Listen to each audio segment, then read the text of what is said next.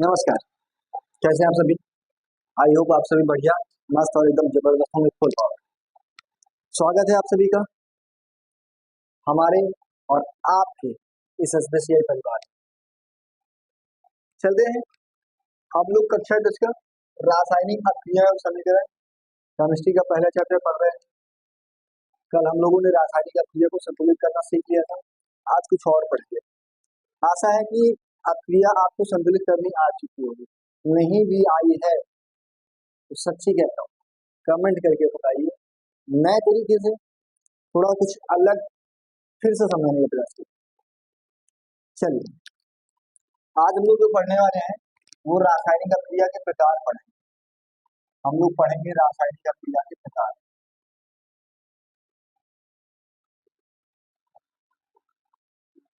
रासायनिक अभिक्रिया के प्रकार।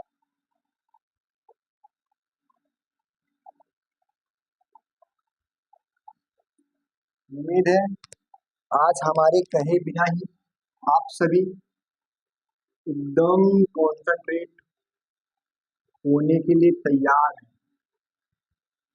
या होंगे। हंसते रहिए, मस्त रहिए, बिंदास, छक्का, जबरदस्त। एकदम जब भी आप पढ़ाई करने के लिए बैठे, कहीं भी हो, कैसे भी हो, मन को एकदम शांत, स्थिर, समर्पित और एकाग्र कर लीजिए। हर काम के प्रति आप अपने आप को समर्पित कर दिया कीजिए, एकाग्र कर दिया कीजिए। कोई सा भी काम करो, यहाँ तक कि हम कहते हैं आप खाना भी खा रहे हैं, एकाग्र होकर करें। आप बातें भी कर रहे हो, शांत होकर के एकाग्र होकर करिए। जो भी काम करते हैं, हर काम मेंटली और फिजिकली, सारा काम फिजिकली शांत होकर के नहीं किया जा सकता। फिजिकली शांत होने का मतलब होता है कि आपका शरीर हिले डुले नहीं। लेकिन जब भी पढ़ने की बारी आवे, जब भी कुछ सीखने की बारी आवे, तो आप अपने माइंड को एकदम कॉन्सेंट्रेट कर लीजिए, एकदम शांत कर लीजिए, एकदम स्थिर, एक जगह पर फोकस, एक जगह पर जो काम आप कर रहे हो सिर्फ उस पर मेंटली एकदम शांत हो जाइए। अभी पढ़ने जा रहे हैं तब तो बिल्कुल ही नहीं। रासायनिक अभिक्रिया के प्रकार, इसमें हम लोग जो सबसे पहले पढ़ेंगे वो है हमारी नंबर 1 संयोजन अभिक्रिया। संयोजन अभिक्रिया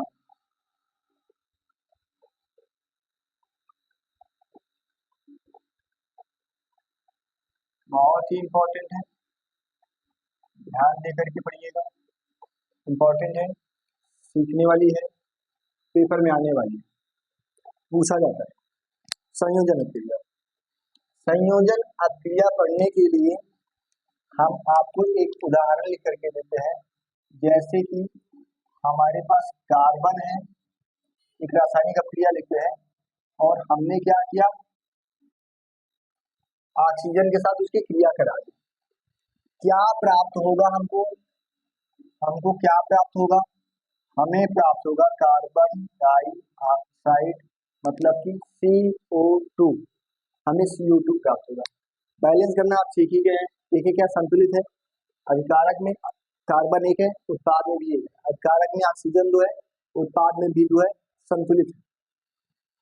ये एक एग्जाम्पल है, ये अभिक्रिया एक एग्जाम्पल है, ये अभिक्रिया एक एग्जाम्पल है। किसका एग्जाम्पल है? यह अभिक्रिया एग्जाम्पल है संयोजन अभिक्रिया का। ये एक संयोजन अभिक्रिया का एग्जाम्पल है कि हमने कार्बन लिया, उसकी क्रिया ऑक्सीजन से करा दी तो हमें कार्बन डाइऑक्साइड प्राप्त हो गया। या फिर सबसे पहले जब हमने चैप्टर स्टार्ट किया था तो हमने कहा था मैग्नीशियम का फीता लेते हैं और ऊष्मा, ऑक्सीजन की उपस्थिति में उसे ऊष्मा देते हैं तो हमें मैग्नीशियम ऑक्साइड प्राप्त होता है। या फिर आप हाइड्रोजन अणु ले लो, ऑक्सीजन अणु ले लो, उसकी अभिक्रिया करा दो तो हमें H2O प्राप्त होता है। कई सारे एग्जाम्पल है, कई सारे एग्जाम्पल है, कई सारे एग्जाम्पल है। आप ले सकते हो, आप ले सकते हो कि हमने क्या किया, Mg ले लिया। हमने क्या किया, Mg ले लिया, O2 की उपस्थिति में हमने उसे ऊष्मा दी और ऊष्मा देने पर क्या हुआ, ऊष्मा देने पर वो बन गया 2 mgO। बैलेंस कर लेते हैं, तो यहाँ पे mg कितने हो गए, तो यहाँ पे 2, O कितने हैं, 2, यहाँ पर भी O2। ये 2 अपक्रियाएं दी थी। ये 2 अपक्रियाएं एग्जाम्पल है संयोजन अपक्रिया का, संयोजन अपक्रिया का, संयोजन अपक्रिया का। क्या देख रहे हैं आप अपक्रिया में, अपक्रिया में हम ये देख रहे हैं कि हमारे पास एक कार्बन है और ऑक्सीजन है। कार्बन क्या है, एक तत्व है, ऑक्सीजन क्या है, वो भी एक तत्व है। प्राप्त क्या हो रहा है हमें, फिर हमें प्राप्त हो रहा है कार्बन डाइऑक्साइड। और कार्बन डाइऑक्साइड क्या है, जब 2 तत्व मिलकर के एक पदार्थ का निर्माण करते हैं तो उसको बोलते हैं यौगिक। कार्बन डाइऑक्साइड एक यौगिक है। हमारे पास यहाँ पर जो कार्बन था, यहाँ पे जो कार्बन था, यहाँ पे जो कार्बन है वो एक तत्व है, जो कार्बन है वो एक तत्व है, जो ऑक्सीजन है वो भी एक तत्व है। 2 तत्व मिल गए और क्या बना दिए, 2 तत्व मिलकर के एक यौगिक बना दिए, 2 तत्व मिलकर के एक यौगिक बना रहे हैं, 2 तत्व मिलकर के एक यौगिक बना रहे हैं। अभिकारक में 2 तत्व है और 2 तत्व, जैसे कि यहाँ पर भी 2 तत्व है, Mg एक तत्व है, ऑक्सीजन एक तत्व है, मिलकर के MgO बना रहा है, मैग्नीशियम ऑक्साइड बना रहा है, जो कि यौगिक है। जब 2 या 2 से अधिक तत्व एक समान अनुपात में मिलते हैं, एक समान अनुपात में मिलकर के नया पदार्थ बनाते हैं, उसको यौगिक बोलते हैं। Mg और O2 मिलकर के MgO बना रहे हैं, Mg और O2 मिलकर के MgO बना रहे हैं, ये एक यौगिक है। कार्बन एक तत्व है, ऑक्सीजन एक तत्व है, मिल गए और बना दिए कार्बन डाइऑक्साइड, जो कि एक यौगिक है। ये एग्जाम्पल है संयोजन अक्रिया के, ये आपकी संयोजन अक्रिया है। तो क्या कह सकते हैं, संयोजन अक्रिया क्या होती है, वह अक्रिया जिसमें, वह अक्रिया जिसमें 2 या अधिक, 2 से अधिक भी हो सकते हैं, 2 या अधिक तत्व मिल करके एक यौगिक का निर्माण करते हैं, और वो यौगिक एकल होगा। आप चाहे ये एग्जाम्पल देखें, इसके अलावा उत्पाद में कोई और नहीं आया है, और चाहे ये वाला आप देखें, इसके अलावा भी एग्जाम्पल में कोई और नहीं आया है। थोड़ी सी समस्या है, छाले पड़े हुए जबान में, तो कुछ हो सकता है कि बोलना कुछ और चाहे, थोड़ा सा कुछ जबान फिसल जाए, दर्द की वजह से कुछ और निकल जाए, तो माफी, सॉरी, उसके लिए सॉरी। चलिए, क्या हुआ कि हमारे पास तत्व है और 2 या 2 से अधिक तत्व, 2 या 2 से अधिक तत्व जो है मिलकर के एक यौगिक का निर्माण कर रहे हैं। 2 या 2 से अधिक तत्व मिलकर के एक एकल यौगिक का निर्माण करेंगे, एकल उत्पाद आएगा, कार्बन डाइऑक्साइड के अलावा यहाँ कुछ और नहीं बनेगा, 2 लोग नहीं आएंगे। तो ऐसी अक्रिया संयोजन अक्रिया कहलाती है। चलिए लिखते हैं,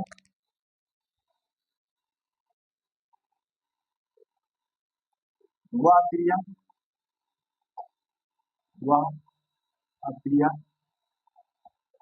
जिसमें, जिसमें 2 या, जिसमें 2 या अधिक, 2 से अधिक, 2 या अधिक तत्व, 2 या अधिक तत्व मिलकर, 2 या अधिक तत्व, 2 या अधिक तत्व मिलकर एकल यौगिक का निर्माण करते हैं। एकल यौगिक का मतलब वो सिर्फ एक यौगिक आएगा, सिंगल, कोई और उत्पाद में नहीं मिलेगा, मिलकर एकल यौगिक का निर्माण करते हैं, एकल यौगिक का निर्माण करते हैं, एकल यौगिक का निर्माण करते, एकल यौगिक का निर्माण करते हैं, एकल यौगिक का निर्माण करते हैं, संयोजन अक्रिया कहलाती है, संयोजन अक्रिया कहलाती है, संयोजन अक्रिया कहलाती है, संयोजन अक्रिया कहलाती है,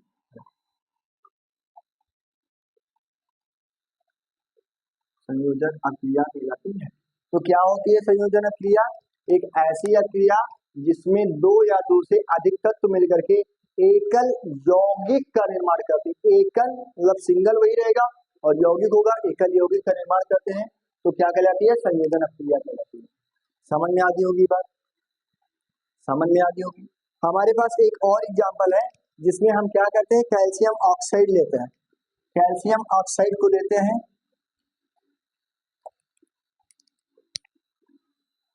और उसकी अभिक्रिया जो है जल में करा देते हैं।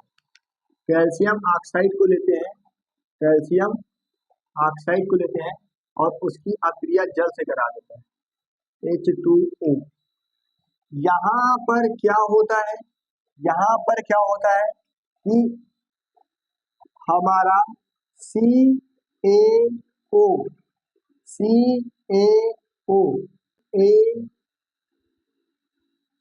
OH का होल ट्वाइस बन जाएगा, कैल्शियम हाइड्रा ऑक्साइड बन जाएगा। CaO कैल्शियम ऑक्साइड, जब कैल्शियम ऑक्साइड में जल डाल देंगे, जब कैल्शियम ऑक्साइड में जल डाल देंगे, जब कैल्शियम ऑक्साइड में हम जल डाल देंगे, ये हमारा कैल्शियम हाइड्रा ऑक्साइड बन जाता है। जब कैल्शियम ऑक्साइड में हम जल डाल देंगे तो हमारा कैल्शियम हाइड्रा ऑक्साइड बन जाता है। ये भी एक संयोजन अभिक्रिया का ही एग्जाम्पल है, ये भी संयोजन अभिक्रिया का ही एग्जाम्पल है। इसमें क्या है, इसमें क्या है, इसमें अगर आप देखेंगे तो कैल्शियम के साथ ऑक्साइड है, कैल्शियम ऑक्साइड मतलब कैल्शियम के साथ ऑक्सीजन आया हुआ है। ये एक तत्व नहीं बल्कि यौगिक है। H2O भी एक यौगिक है। यहाँ पर ये यौगिक और भी आ सकते हैं, तो दो या दो से अधिक यौगिक मिलकर के एक नए और एकल यौगिक का निर्माण कर रहे हैं। तो ऐसी अभिक्रिया भी संयोजन अभिक्रिया ही कहलाती है। वहां पर दो या दो से अधिक तत्व, यहाँ पर दो या दो से अधिक यौगिक, वहां पर दो या दो से अधिक तत्व मिलकर के एकल यौगिक का निर्माण कर रहे हैं, यहाँ पर दो या दो से अधिक यौगिक मिलकर के एकल यौगिक का निर्माण कर रहे हैं। दोनों के दोनों ही, ये और ये दोनों के दोनों ही संयोजन अभिक्रिया के ही एग्जाम्पल है। इसकी परिभाषा क्या लिखेंगे, इसकी परिभाषा ये लिख सकते हैं, इस एग्जाम्पल के हिसाब से परिभाषा क्या लिख सकते हैं, ये लिख सकते हैं कि वह अभिक्रिया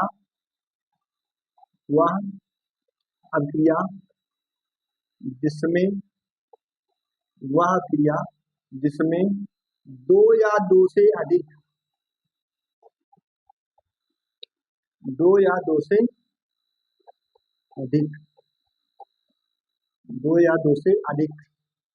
यौगिक मिलकर, दो या दो से अधिक यौगिक मिलकर एकल यौगिक का निर्माण करते हैं, एकल यौगिक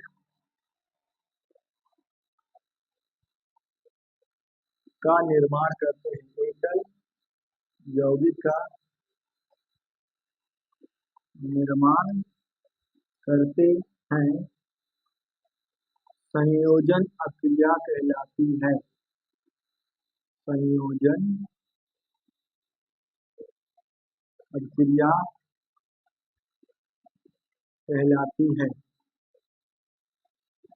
संयोजन अभिक्रिया कहलाती है, संयोजन अभिक्रिया कहलाती है। यहाँ पर ये दोनों तत्व थे, जबकि यहाँ पर ये भी यौगिक है और ये भी यौगिक है, और जो हमें उत्पाद प्राप्त हुआ वो भी यौगिक है, लेकिन उत्पाद इसमें जो है उत्पाद सदैव एकल रहेगा, एक ही उत्पाद रहेगा, उत्पाद सदैव एकल रहेगा। ठीक है, ये भी संयोजन अभिक्रिया की परिभाषा हो सकती है। इस एग्जाम्पल के अकॉर्डिंग ये परिभाषा बढ़िया है, सटीक है, बेहतरीन है। इस एग्जाम्पल के अकॉर्डिंग ये परिभाषा बढ़िया है, सटीक है, एकदम बेहतरीन। लेकिन क्या ही करेंगे जब हम बोर्ड एग्जाम में कॉपी लिख रहे होंगे, सर तत्व के बारे में लिखें, यौगिक के बारे में लिखें, या फिर इन दोनों के बारे में लिख दें, किसके बारे में लिखेंगे? कौन सी परिभाषा को बोर्ड एग्जाम में लिखने के लिए या फिर किसी भी प्रकार के टेस्ट एग्जाम में लिखने के लिए हम सटीक माने, बेहतरीन माने, इसे या फिर इसे? तो आप यहाँ पर ध्यान दें, कुछ तत्व है, ये भी तत्व है, सॉरी यौगिक है, ये तत्व है, ये यौगिक है, ना बोले हम तत्व और यौगिक, हम ये कहते हैं पदार्थ ये भी होते हैं और पदार्थ ये भी हैं। तो दो या दो से अधिक पदार्थ मिलकर के, दो या दो से अधिक पदार्थ मिलकर के, ये भी दो या दो से अधिक, ये भी दो या दो से अधिक, चाहे तत्व वो भी पदार्थ ही है, चाहे यौगिक है वो भी पदार्थ ही है। जब दो या दो से अधिक पदार्थ मिलकर के एक नए एकल पदार्थ का निर्माण, सिर्फ एक पदार्थ, सिर्फ एक।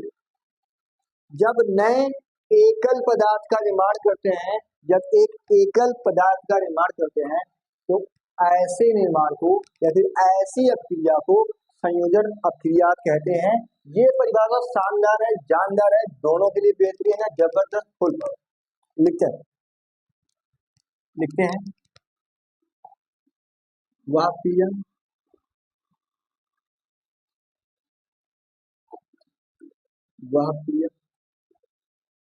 जिसमें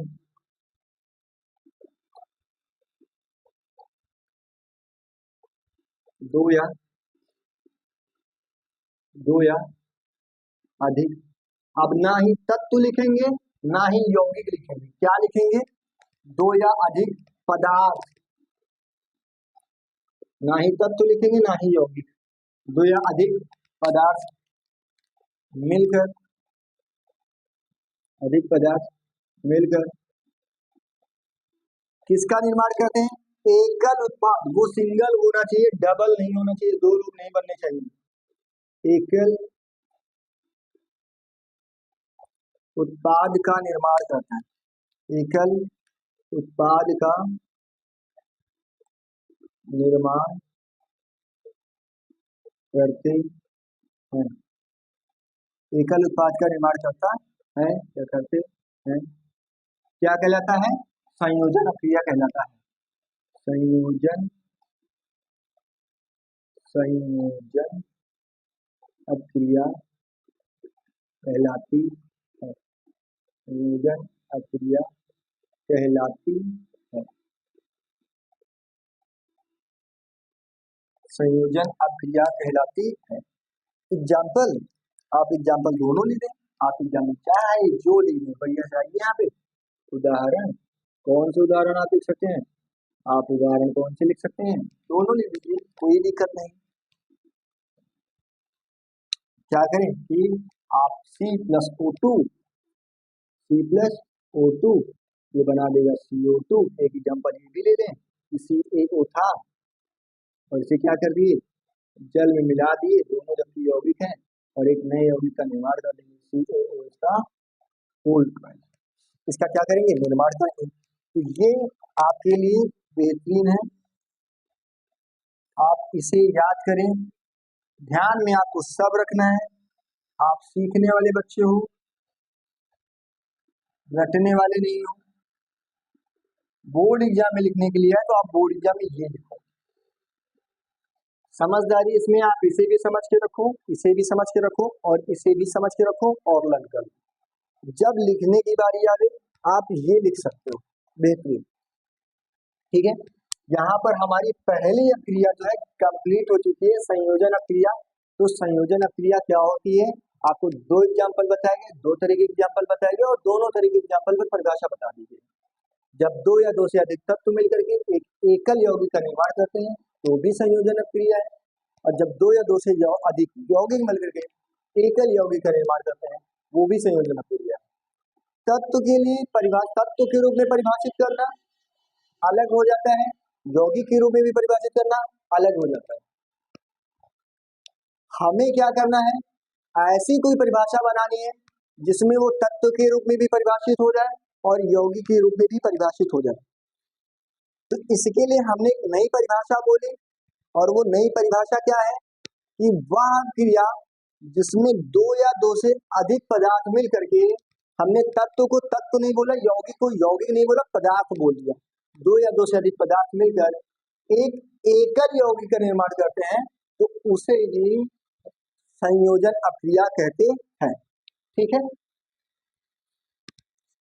उम्मीद है समझ में आ गया होगा। अब हम लोग चलते हैं, बढ़ते हैं आगे की तरफ और पढ़ेंगे अक्रिया नंबर 2। पढ़ते हैं अक्रिया नंबर 2, सीधे हैं भाई साहब। ठीक है, एक और खींच लिया जाए तो अच्छा लगता है। कॉपी बोर्ड जितना सुंदर लगेगा बाबू उतना अच्छा लगेगा। कुछ चीजें होती हैं जो सुंदर ही अच्छी लगती है, लेकिन हमारी लाइन कभी सुंदर बनती ही नहीं। कोई काम चलाया जाएगा सीधे तो भाई साहब नहीं चले। अच्छा, नंबर 2, दूसरी नंबर ऑफ क्रिया है वियोजन अक्रिया। दूसरी नंबर ऑफ क्रिया है वियोजन अक्रिया।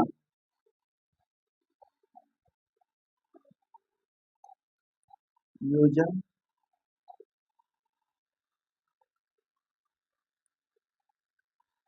अक्रिया। इसका एक दूसरा नाम भी है, दूसरा नाम भी याद कर ले, काम देगा। इसका दूसरा नाम है अपघटन। अपघटन अभिक्रिया। ये तो फंसा देते हैं, दिमाग भूल जाता है। बोर्ड एग्जाम वाले बहुत होशियार होता है, हमको और होशियार दिखाए।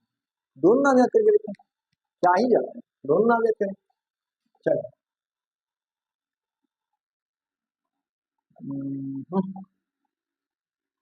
बहुत सही।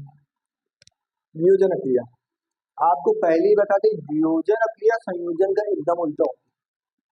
जो आप संयोजन में देख रहे हैं उसका जस्ट अपोजिट होता है, जस्ट अपोजिट वियोजन क्रिया।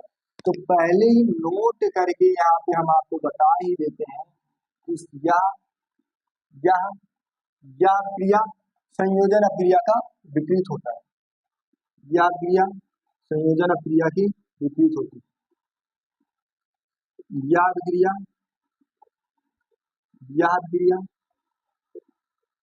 संयोजन अक्रिया के विपरीत होती है। संयोजन अक्रिया के विपरीत होती है, विपरीत होती है। आपकी जो ये अक्रिया है ये बिल्कुल विपरीत होती है इस अक्रिया के वियोजन अक्रिया के। आपको वियोजन अक्रिया संयोजन अक्रिया के आपको संयोजन अक्रिया में जैसा देखने को मिला है उसका जस्ट अपोजिट आपको वियोजन अक्रिया में देखने को मिलेगा। हमारे पास CaO है या CaCO3 है, CaCO3 है। हमने क्या कर दिया, हमने इसको ऊष्मा दे दी, हमने इसे ऊष्मा दे दी। और जैसे ही इसको हम ऊष्मा देंगे, जैसे ही इसको हम ऊष्मा देंगे ये ऐसे बन जाएगा CaO और यहाँ पर चला जाएगा CO2, CO2। चलो बैलेंस करते हैं। अभिकारक में कितने कार्बन, 2, यहाँ पे कितने, 2, ठीक है। सॉरी कार्बन क्यों, कार्बन के साथ में ये है, ये कोई अलग तत्व नहीं है, कैल्शियम गिना जाएगा। कैल्शियम कितने, यहाँ पर अधिकारक में कैल्शियम कितने, ए है, 1 है। और यहाँ पर उत्पाद में कैल्शियम कितने हैं, वो भी 1 है, बैलेंस है। कार्बन कितना है, यहाँ पे कार्बन 1 है, यहाँ पे कार्बन कितना है, यहाँ भी कार्बन 1 है, बैलेंस है। ऑक्सीजन कितना है, यहाँ पे ऑक्सीजन 3 है, यहाँ पे ऑक्सीजन कितना है, 2 ये है और 1 ये, बैलेंस। सब ठीक है, सब बढ़िया, सब बढ़िया, सब बढ़िया। चलिए ध्यान दें, आप इसको कैल्शियम आप इसको कार्बन नहीं कह सकते क्योंकि ये है इसके साथ में, ये कैल्शियम है, ठीक है। एक हमारे पास ये एग्जांपल हो गया, एक हमारे पास ये एग्जांपल हो गया, एक हमारे पास ये एग्जांपल हो गया। इसमें क्या हो रहा है, क्या लग नहीं रहा है, इसमें सेम टू सेम इसका अपोजिट हो रहा है। यहाँ पर 2 पदार्थ थे, उससे एक पदार्थ मिलकर के बन रहा था, 2 पदार्थों से मिलकर के एक पदार्थ बन रहा था।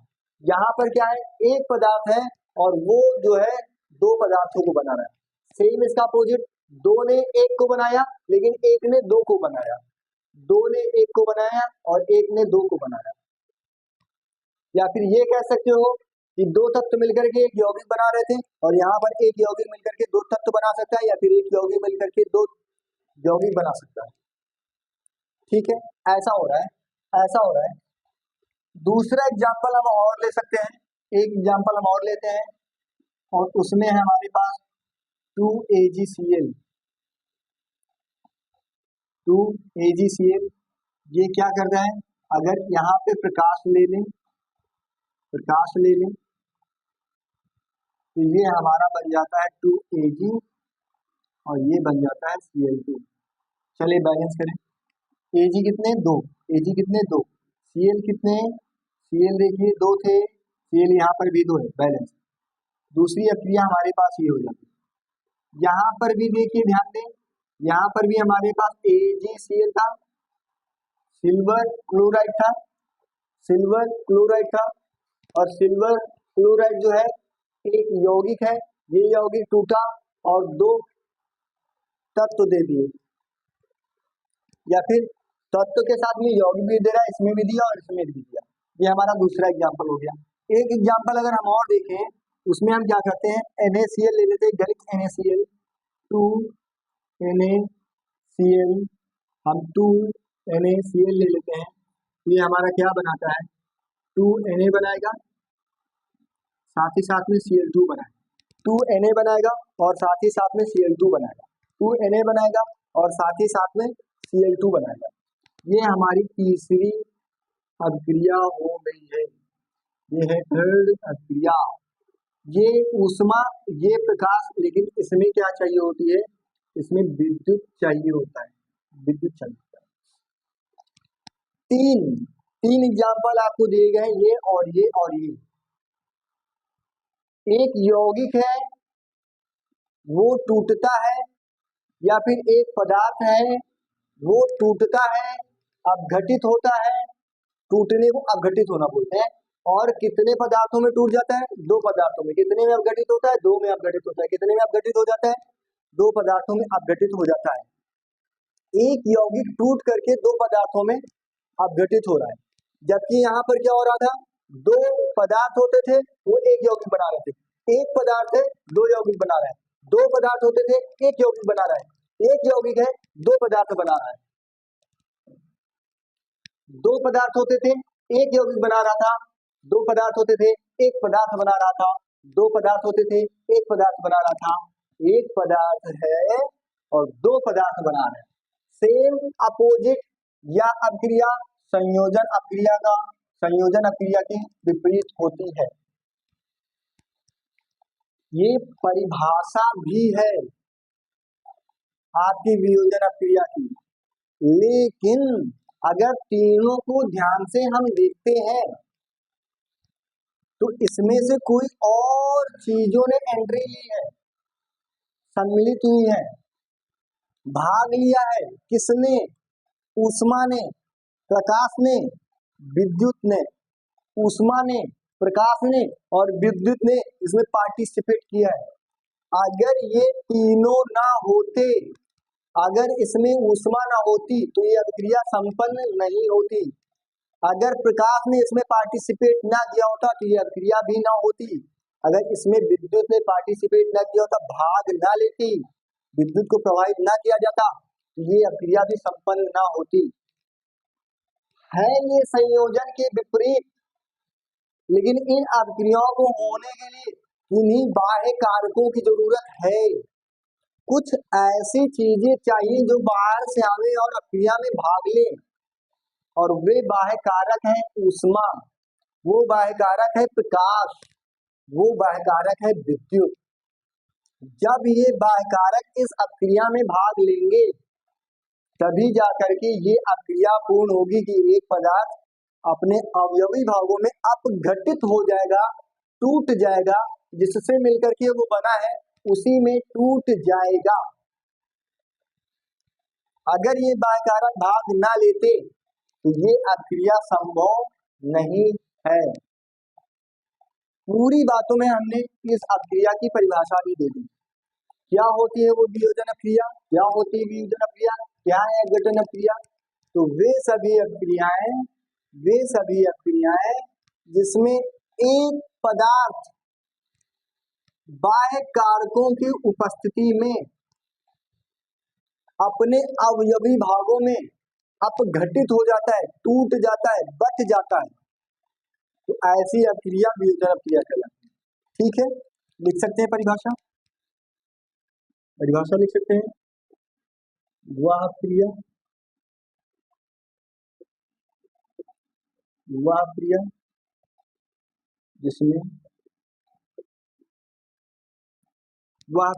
जिसमें कोई पदार्थ या फिर यौगिक कह सकते हो, यहाँ पे तो पदार्थ कह लो या फिर यौगिक कह लो, कोई पदार्थ, या आप चाहो तो यौगिक भी कह सकते हैं, कोई पदार्थ यौगिक, ठीक है।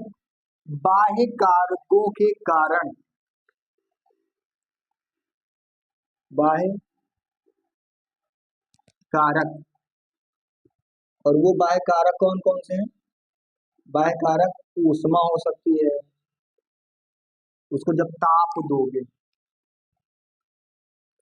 प्रकाश हो सकता है, जब प्रकाश की उपस्थिति में करोगे जहां पर प्रकाश पड़ रहा हो, विद्युत हो सकता है, विद्युत को आप प्रवाहित ही कर दो, उसमें करंट उतार दो, विद्युत बाह्य कारक की उपस्थिति में, की उपस्थिति में अपने अवयवी भागों में टूट जाते हैं या अपघटित हो जाते हैं।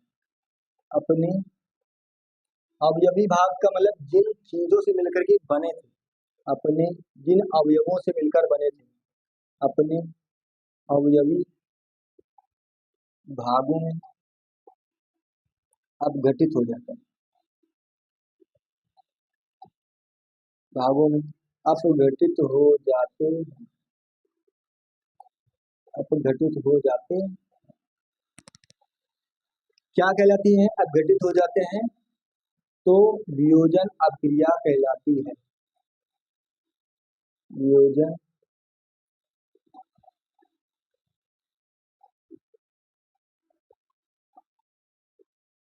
अभिक्रिया कहलाती, ये होगी आपकी परिभाषा वियोजन अभिक्रिया की। शानदार, जबरदस्त, वियोजन अभिक्रिया कहलाती। इसके एग्जाम्पल जो ऊपर तीनों लिखे हैं, इसके एग्जाम्पल हैं, और कहीं कहीं या फिर कभी कभी या आप लिख सकते हो, कोई आपसे पूछ सकता है कि ये 3 प्रकार की होती है, ऐसा भी लिख सकते हो। 3 प्रकार की होती है, 1, 2 और 3। पहली कौन सी? पहली कौन सी?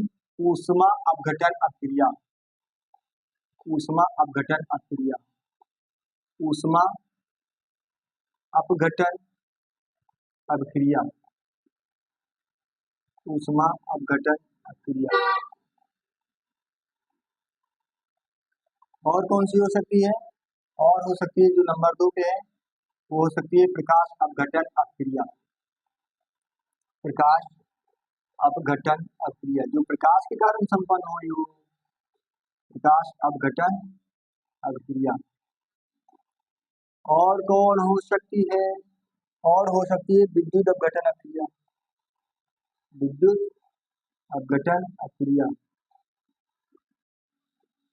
विद्युत अपघटन अभिक्रिया, विद्युत अपघटन अभिक्रिया, ठीक है। किसे कहते हैं ऊष्मा अपघटन अभिक्रिया?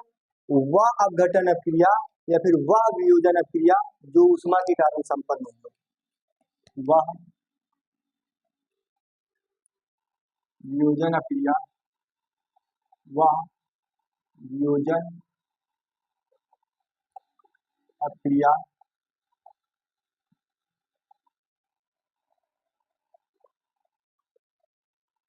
जो ऊष्मा के कारण अपघटित हुई, ऊष्मा के कारण अपघटित हुई हो, क्या कहलाएगी? ऊष्मा अपघटन अभिक्रिया कहलाएगी। अपघटित, हिंदी गलत हो रहा था, अपघटित हो, अपघटित हो, ऊष्मा अपघटन अभिक्रिया कहलाएगी, ठीक है। प्रकाश अपघटन अभिक्रिया, प्रकाश अपघटन अभिक्रिया, वह वियोजन अभिक्रिया, वह वियोजन अभिक्रिया, वह वियोजन अभिक्रिया जो किसके कारण हो रही हो? जो प्रकाश के कारण, जो प्रकाश के कारण अपघटित हो, जो प्रकाश के कारण अपघटित हो, क्या कहलाएगी? प्रकाश अपघटन अभिक्रिया। और वह अभिक्रिया वह क्रिया जो विद्युत के कारण अपघटित हो, वह क्रिया, वह अभिक्रिया जो किसके कारण, विद्युत के कारण, जो विद्युत के कारण अपघटित हो, अपघटित हो, क्या कहलाएगी, विद्युत अपघटन अभिक्रिया कहलाएगी। ये इतना हम लोगों ने आज क्लियर कर लिया। आशा है सब कुछ समझ में आया होगा। संयोजन अभिक्रिया का विपरीत होती है वियोजन अभिक्रिया। संयोजन अभिक्रिया के विपरीत वियोजन अभिक्रिया, एकदम अपोजिट। दो पदार्थ मिलकर के एक नए पदार्थ का निर्माण करेंगे।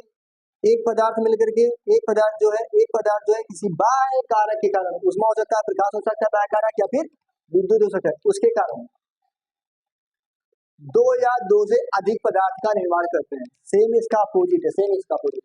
अगर वह क्रिया ऊष्मा के कारण हो रही है कि हमने क्या किया, कैल्शियम कार्बोनेट के लिया और उसमें ऊष्मा दे दी, उसको ऊष्मा दे दी।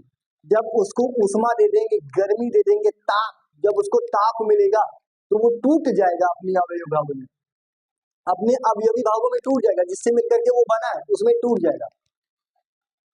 AgCl था, इसको प्रकाश दे दी, AgCl को प्रकाश में रख दी, AgCl को प्रकाश में रख दी।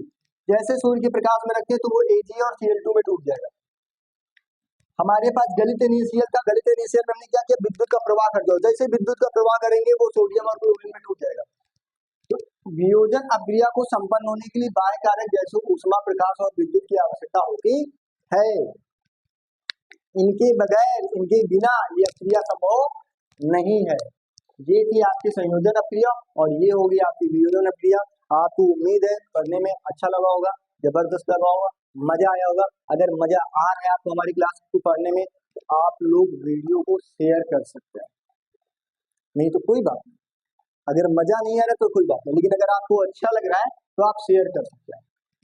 चलिए फिर मिलते हैं हम अपने कल के वीडियो में, नेक्स्ट वीडियो में, और उसमें हम पढ़ेंगे रासायनिक अभिक्रिया के और भी प्रकार। ठीक है, तब तक के लिए जय हिंद।